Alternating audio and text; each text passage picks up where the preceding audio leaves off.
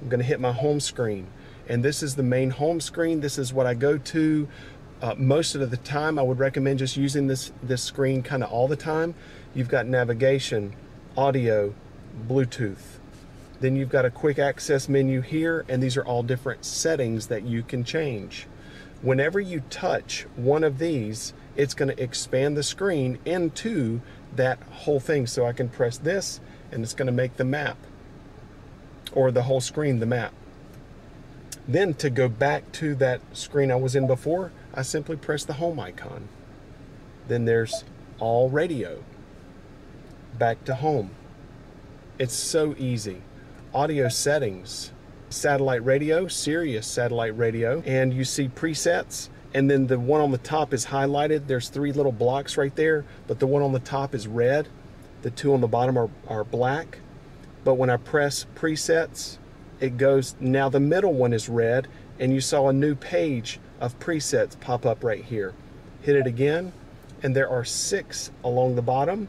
6 times 3 pages is 18 different presets. I can press sources, and this allows me to choose a different source. FM, and that same principle applies with presets in FM as it did with satellite. Direct tune, this is so cool. Watch this. I'm going to hit direct tune, and now I can input the station that I want to listen to. Let's say I wanted to listen to 98.7. Watch this. 987, enter, boom. It tuned to 98.7. How fantastic is that? Also, what this means is that it's HD radio. That means there's more than one 98.7 in the area. HD radio allows you to take full advantage of the FM bandwidth. So and you see it says 1, 2. Right now we're listening to the number 1 98.7. All I need to do is press HD radio. It's going to go to the other 98.7. The benefit of this is, number 1, a clearer radio broadcast. It sounds better, but it just allows you to listen to more music. I've got climate, phone, nothing is set up right now, navigation. I can go destination, and this allows me to search for a destination according to these selections. Check this out. I can go food, and look, it just brought up all the restaurants near the vehicle in order of distance. Tells me the general direction, how far the distance, the estimated time to the destination. I can see the type, the name, and the address. I can hit save, it'll store it for me. I can hit more information, and just, this is so awesome. Now this is actually a review, and I'm sorry I can't pull that sticker off, but this is a review of the restaurant itself. It tells me when they're open, their hours, by city seeker. And it tells me also that it's handicapped accessible. Gives you a star rating. And you see how easy all this is? It's unbelievably easy. And now we're going to go to settings. You can see right here, I press the settings icon, and this is so cool. You can actually swipe the screen and you can move it around like that. Isn't that great? I can go sound, and this is how I simply change my sound settings in the vehicle. I can manage my treble, mid-range bass, speed compensated volume. That will adjust the volume according to vehicle speed to account for ambient road noise.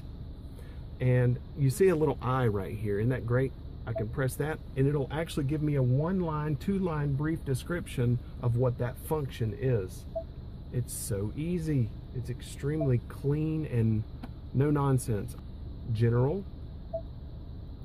And you can see how responsive the system is. There's virtually 0 lag.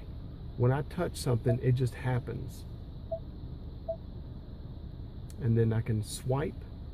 Android auto preferences. I can enable Android to make it link with your Android device.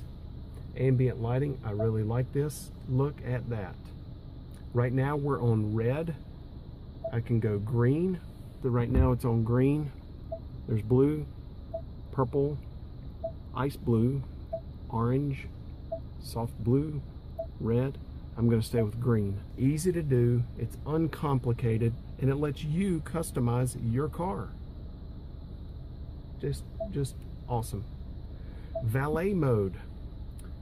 If you want to protect what's in your screen, you can set a pin, and it makes it so that nothing can be accessed on that screen unless they have the pin number. Pretty neat. Enhanced park aid, rear camera display. Great stuff. And speaking of rear camera display, I'm going to put it in reverse, and you can see our backup camera there, and you can see a little display of the car right there. And I can change what the camera looks like. I can press the plus, and that zooms down so that I can see a more zoomed in look of that specific part of the bumper right there. And then those grid lines are dynamic, and what that means is that they will move. See that? And now, what's the benefit of that? Well, I'm glad you asked.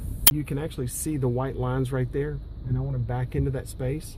So what my objective is, and you can see how the red, green, and yellow are fixed. They don't move, and how the white lines do move. They're dynamic. What that's telling you is that if you keep the steering wheel at that angle, that's where the car is going to end up. And I don't want to end up there. I want to end up in the space. So what I'm going to do is I'm going to take the colored lines, the red, yellow, green, and I'm going to put them inside those white lines on the lot, just like that. You see that? And then once they're lined up, the white is going to line up with the colored ones. And then I'm going to put about right there. The reason I put it right there, you see that red where the red ends? You want to make it so that the white line touches the tip of that red. And that will allow you, let's say if someone were parked right there, then that would allow me to be away from them in the event that I needed to access the trunk. I still have room to access the trunk. So that's how you use your dynamic grid lines. If you actually use this properly, you can actually park this car more straight backwards than you can forward. It's absolutely fantastic.